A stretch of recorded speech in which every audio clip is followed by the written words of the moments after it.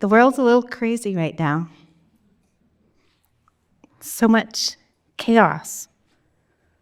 We have wars in faraway countries. We have political craziness. It can be a little overwhelming if you stop to think about it. But most of us don't stop to think about it because most of us have a lot going on in our own worlds. I mean, we work. We pay our bills, we support our families, we connect with our communities, and hopefully we support and connect with ourselves. We also have the life surprises that happen.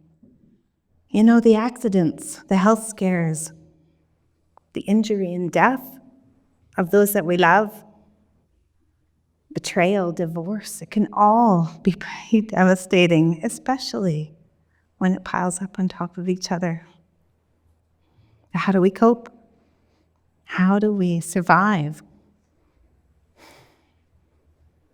Well, like many of you at this point in my life, I've been through some stuff.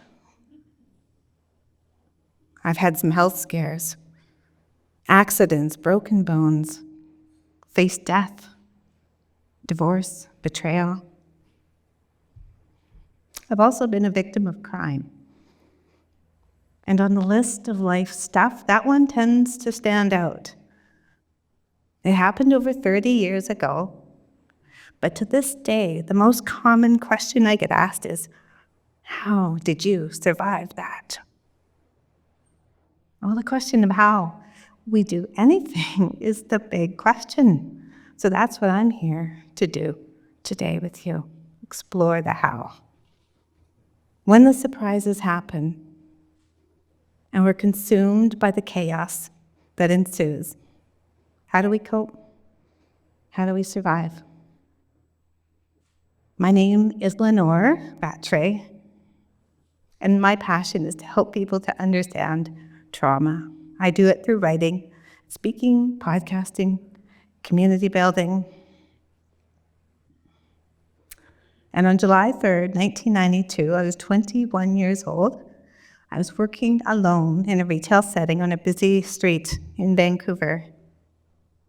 And at closing time, a bad guy who had done his homework and knew that I'd be working alone came in, pulled a gun, robbed me, and kidnapped me. He said he wasn't afraid to use his gun, and I believed him. I mean, I was terrified. I did exactly what he said. He took me to a camp he had in a city park. We were tucked away. I was restrained. I was stripped of all my belongings, and I literally disappeared without a trace for 9 days. Now, I'm not going to get into details, but I will say he was a bad guy, and he hurt me physically, and maybe what's worse, mentally. 2 things stand out from that time. The first is the level of violence. The second is the smell. Like a predator, he seemed to thrive on violence, and like an animal, he had no concept of personal hygiene. His teeth were rotting black shards. His body I can only describe as smelling of dead, rotten corpse. It's a big story. The good part is that he was caught and imprisoned, and to the best of my knowledge will be there indefinitely. So I survived. All is good. End of story, right? Well, yes and no, because what happens to us, the bad stuff, lives. Those stories live in our mind. So how do we manage these memories? How do we move forward? Well, for many years, I managed nothing. I repressed, I ignored, I deflected. For all that I was concerned, This was not the story that I was choosing to define me.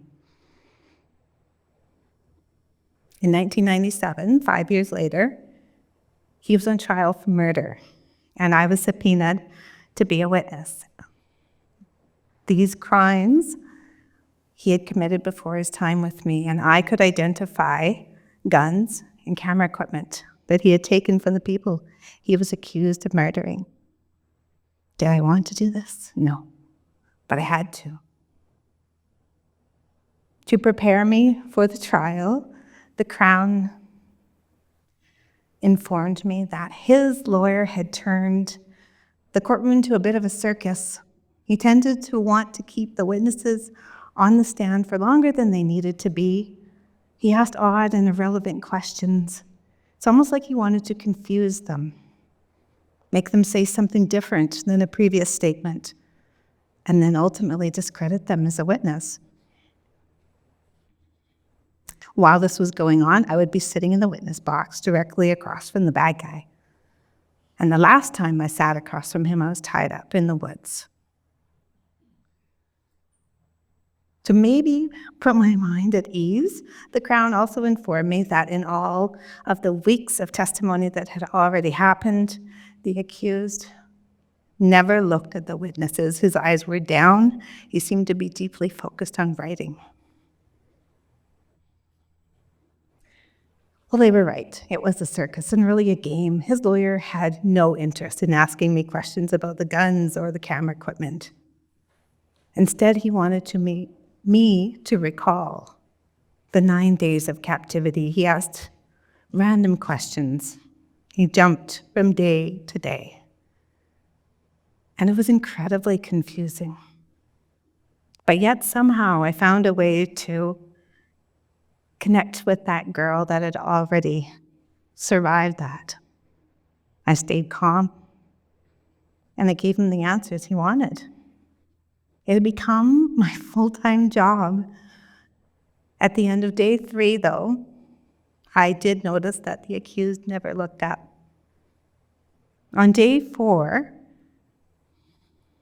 his lawyer and I got into a bit of a tense exchange about a piece of evidence that was found at the scene of the crime. It was an article of clothing that belonged to me, and I had informed him that it was damaged, and he insisted that it was not. So he made a bit of a show.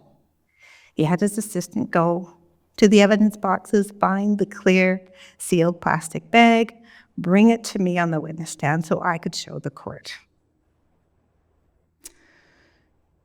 Well, the first thing that hit me was the smell. 5 years later, the sealed plastic bag still smelled of death, of rot, of that place. But I opened it and I pulled it out, and sure enough, there was my bra, and yes, the straps had been cut. I don't think that was the answer that he was expecting, because his lawyer said nothing, and he started shuffling through his papers. I just stared blankly ahead. The room was silent, and it was then that the accused looked up, and we locked eyes. Thinking about it now reminds me what they say happens in the eye of a hurricane, the calm center of the chaos. I had never looked in his face like that. It was always clear that he was in control. I was submissive, I was compliant, I kept my eyes down. But this was different. We were locked in the ultimate stare down. And then he looked away first. I'm pretty sure I smiled. In fact, I know I did. I mean, on inside anyway. It was such a small victory, but thinking about it now fills me with so much power. I had made a strong memory, a good one, to override the bad ones. But how did I do it? Well, the simplest answer is I stayed calm. I found something to grab onto. In the woods, I shut down my emotions. It kept me focused on survival. In the court, I did much the same. I ignored the games. It was my own little mini hurricane moment.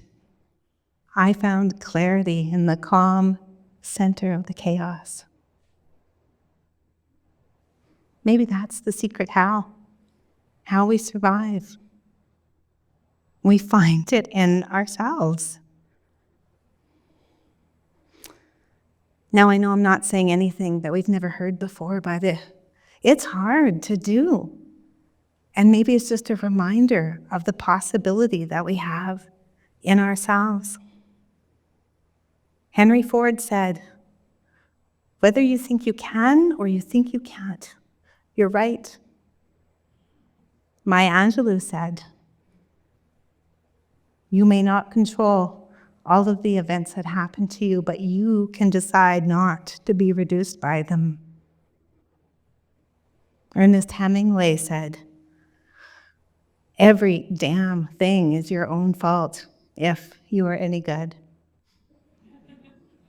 The last one's a bit cheeky, but I have to agree. Have I made the best choices? No. For starters, I chose to move to a city where I knew no one. I chose a job in a vulnerable setting.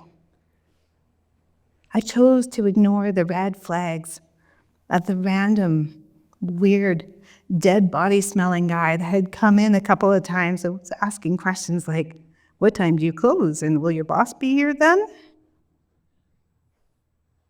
That story lives in me. But I keep trying to make stronger memories and make a better story.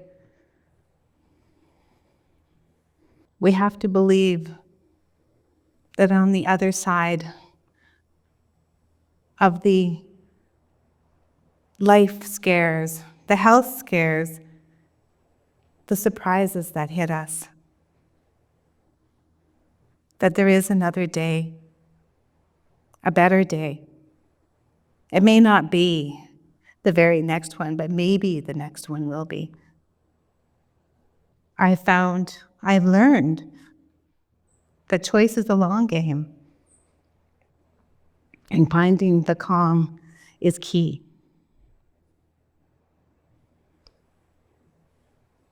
So on the other side of it all, keep finding your calm. Your clearest choices are there.